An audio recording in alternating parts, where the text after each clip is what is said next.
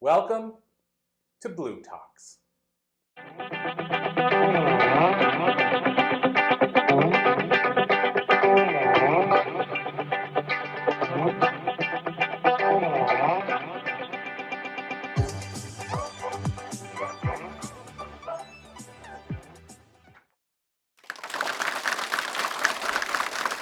Welcome back to Blue Talks, and we're doing an interview again here at Columbia University. I'm Rich Bontrager, and I'm got the opportunity to talk to Brenda today, and Brenda's going to completely turn us a different direction. Fashion, entrepreneurship. What else do you do, Brenda? I do everything, a little bit of everything. A little bit of everything. I'm Jamaican, so I make that joke all the time. If you know about Jamaicans, Jamaicans love to work. You know, I'm a first generation American, so I have a lot of things that I do. So besides fashion, I'm a fashion stylist, I'm a personal stylist, producer, an author, public speaker. What else do I do?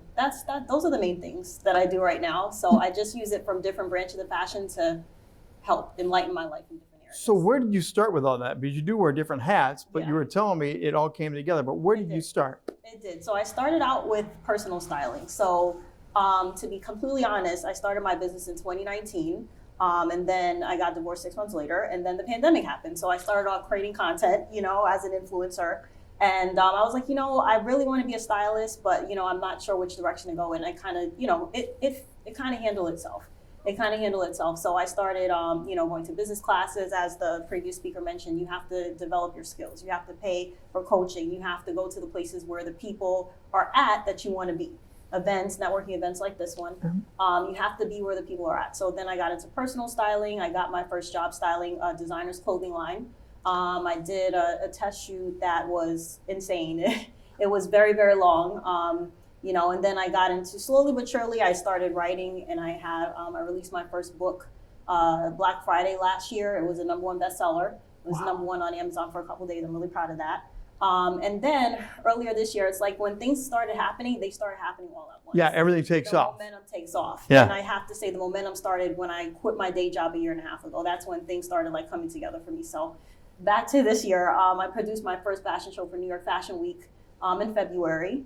And, I did my, public speaking after that. So it's starting to build for me. It's starting to build in that direction. So when it comes to fashion, I had a daughter that was very interested for many years. She used to doodle and design amazing things with crayons. And she got really Sharpie pens and better at it.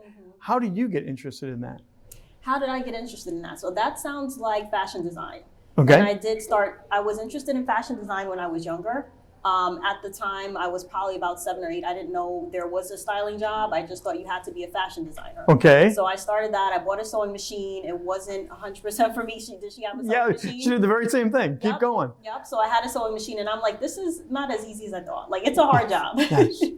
It's a hard job. So I wrote about that in my book. It's called Style by Independence. It's on Amazon. It's a #1 best-selling book. I'm going to keep saying that.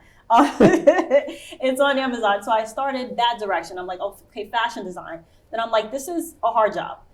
So I kind of transitioned into fashion styling. I went to FIT for a couple years in New York City, not far from here, actually more downtown. But I went to FIT for a couple years for fashion merchandising management, and I learned the business of fashion. And I realized, okay, styling I can do.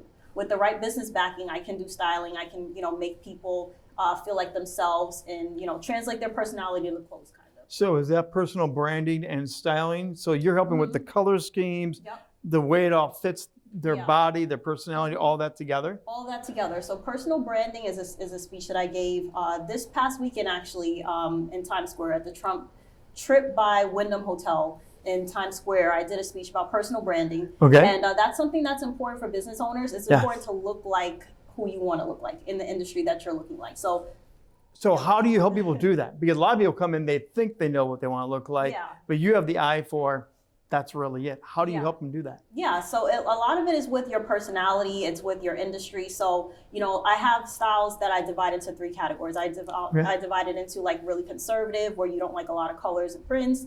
Then there's fashion forward, where you love it all. You're loud, you're bold, you're proud. And I want people to be who they are. And then there's people who are somewhere in the middle. So whatever your personality type is, I try to fit that into whatever your industry is. So if you're in finance, you're conservative, but you can also find ways to insert your personality. If you're, a chef or a restaurateur, entrepreneur, whatever it is, we try to fit your personality into whatever the industry standard is of it.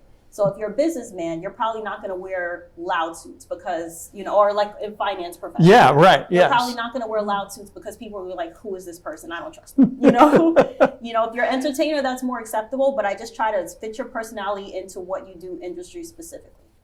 So when it comes to the current marketing branding, because everyone's buzzing about it right now, what are some of your tips on all this marketing branding stuff? Marketing, branding, number one, social media. So, you can't have, for me, I don't know how to do a business without social media because that's how I started.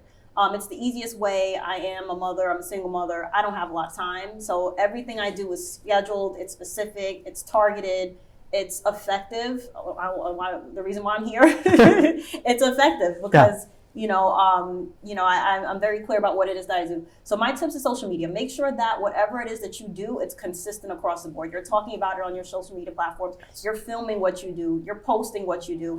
I'm here making BTS content as we speak. Like everything that you do has to be intentional. Yes. Do not waste any time. So with these current modern trends, and again, videotape everything, you make shorts out of everything now. So it's long content, short content. What about now translating that into books? Because a lot of people are already taking their content and now turning it into audio clips, book clips. How do you blend all that together for branding? For branding. So what do you mean like book clips? Like writing a book about Yeah, what you do? so they'll take the video or the audio and they transcribe it into a book and it all becomes a seamless product out of one live event. Oh, that's awesome. I didn't know you could do that. Oh yeah, you can do this. So I didn't know that was part of how you help people to take one piece of content make a book. and create multiple layers of projects like that. Yes. Oh, okay. I take one content and I break it into different links. So I'm on TikTok, I'm on Instagram, I'm on LinkedIn, YouTube. Like I take it and I spread it out based on whatever the platform is. So LinkedIn likes, pictures and nice stories about how you overcame the adversity. I put that on LinkedIn. Instagram loves pretty pictures. People living their best life. Nice short caption. That's Instagram. TikTok likes, they're changing. TikTok likes long form video of you explaining how to do things. Like TikTok is big in how-tos. How do you do this? The start process, the finish process. My biggest videos are me starting with nothing and ending with something amazing. TikTok loves that kind of stuff. So I break it up based on the algorithm and I spread it out for like a couple weeks, and then I change the topic. So again, you're a producer, you're a writer. Which one of those things do you really love the most? What's you? What's me? Yeah. Okay. What's me is personal styling. One of the reasons I like personal styling is the ability to transform people's mindset about themselves. Because people go in, like you said, they think they know what they want, they think they have an idea, and then you show them something they've never seen before. Like they understand their body differently, they understand their style differently, they have more confidence, they can make more money, which is important. Right. You make more money because that's the goal. You can have certain accomplishments that you never thought that you could because now you see yourself differently. So that transformation is very rewarding for me. What do you get out of all of this? You help people shine, get more confident. What do you personally get out of this? I love seeing that. I love helping people, and I love helping people it's so corny, make the world a better place. It's so corny. I love when people are confident and they're out there and they're killing it and they're crushing it, and I can know that I help them do that. That is the most rewarding part to me. So what's the best way to get a hold of you? Because we probably have people here live or people that are listening to this, so thinking, I got to call Brenda. How do they find you? Okay, so my website is styledbyb.net, styled with a D at the end, byb.net. I do have free one-on-one calls. I have a freestyle strategy session. You're looking to take your style to the next level, explore some different options. A lot of my clients are entrepreneurs. They're just starting. They're like, I know what I want to do. I just don't know how to the steps to get there. I also offer a branding development session where I help you get on the right foot. I go over a business plan. I have 2 degrees in marketing, by the way. So I use that in the back of my head. I've done brand theory in school. I've done, international marketing. I've done market research. So I come with all of that to see what is it that your brand should look like and how do we get there. Even if I don't know the industry, I know the steps to get there. So that's what I offer as well. So wrapping up, what's your next thing? You've done all these amazing things. I don't think you're done. So I'm not done. What's next? Well, I am looking for more public speaking events to get out the word because I can only work with so many people at a time. But if I can speak to an audience and tell them how to get to where they need to go, the steps they need to go, let them know that, if they're having a midlife career change, I'm not that old or that young. I'm going to tell my age, okay? You might be shocked. I'm 37, okay? But I've been through divorce. I have 2 kids. I did all the things that everybody wanted me to do. I had the good job. I had the house and the car and all the stuff that you're supposed to have. And then I decided to switch it all and pursue my dreams. So I love to tell people more about how to be successful and following your dreams and following the things that you really want to do without being afraid. Brenda, thanks for being with us here today on Blue Talks. Thank you once again. Thank you.